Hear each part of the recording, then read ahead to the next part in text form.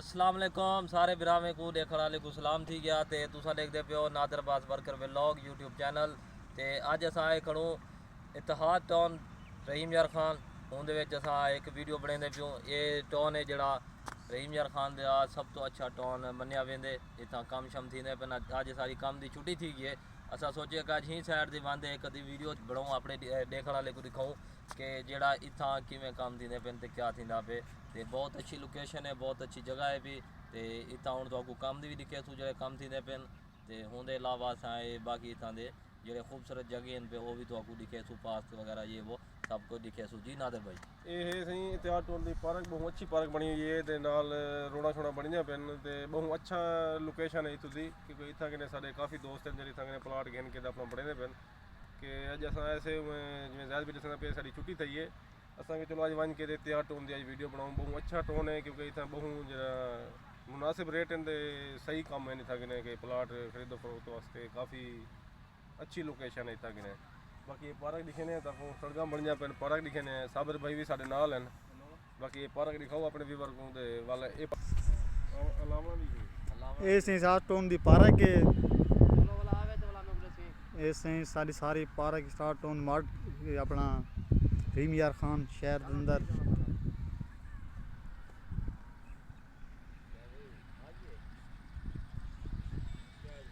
उसके बाद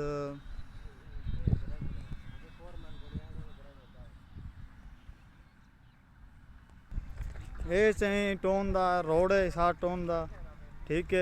ये पार्क के नाल वड्डा रोड इन्हें करे बने पे। ये रोड के उत्ते टाइम पानी लगता पे और पत्थर के उत्ते पानी ला के रोड के उत्ते वाल खाखा लगे हुए सी रूला चलिया हुए सी पत्थर के उत्ते रूला चले सन वालों वो करे सन ठीक है। इनके अंदर कुछ घर बन चुके हैं कुछ बनते दी पेन ये है सही वो प्लाट है इनके अंदर।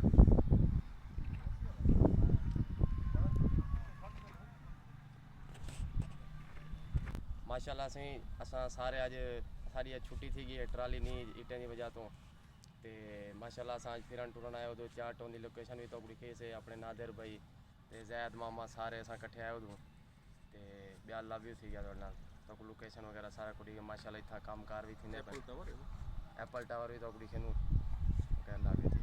ये व्यूवर है इतिहाद टोन दे लगे हुए हैं जरा खूबसूरत लोकेशन ये चेक करो। बड़ा VIP माहौल बनाया है भी बहुत अच्छी लोकेशन और बहुत अच्छी डिज़ाइनिंग की है माशाल्लाह।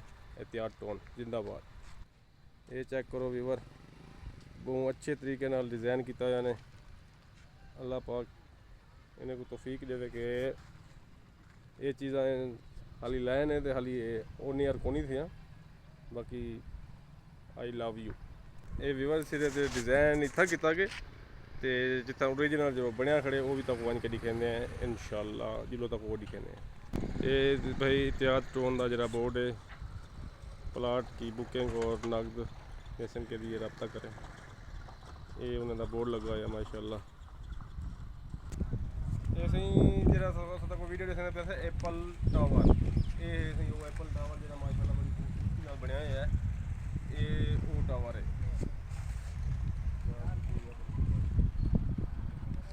ये सही टावर है इतना बड़ा उच्चा टावर देखो सही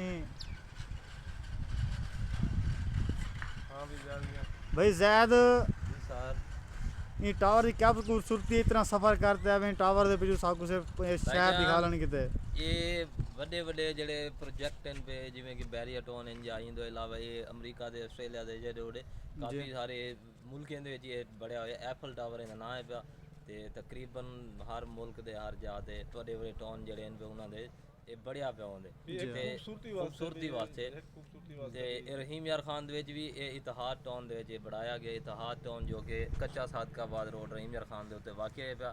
बहुत अच्छी जगह भी बहुत अच्छी लोकेशन है भी अगर कोई बिरान इतना मकान प्लाट गिनना हो तो ये बहुत अच्छी जगह है भी।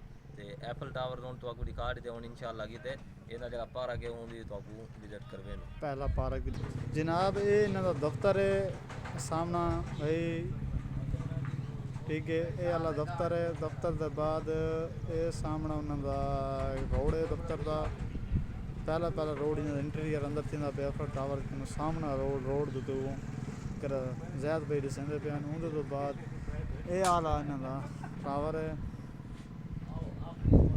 ਜੀ ਹਾਂ। ਉਹਦੇ ਤੋਂ ਬਾਅਦ ਜਨਾਬ ਇਹ ਇਹਨਾਂ ਦਾ ਅੰਦਰ ਫੈਕਟਰੀ ਦੇ ਅੰਦਰ ਕੇ ਰੋਡ ਵੱਲਦੇ ਪਏ ਹੈ। ਇਹ ਹੈ ਸਰ ਜਨਾਬ ਸਾਰਾ ਐਰਾ ਜੀ। अस्सलाम वालेकुम वीवर साढ़े चैनल एन नादिर अब्बास वर्कर व्लॉग को लाइक किया करो, शेयर किया करो, सब्सक्राइब किया करो और यूँ तो अच्छे वीडियो तक दिखे सो अगली वीडियो तक। अल्लाह हाफिज़।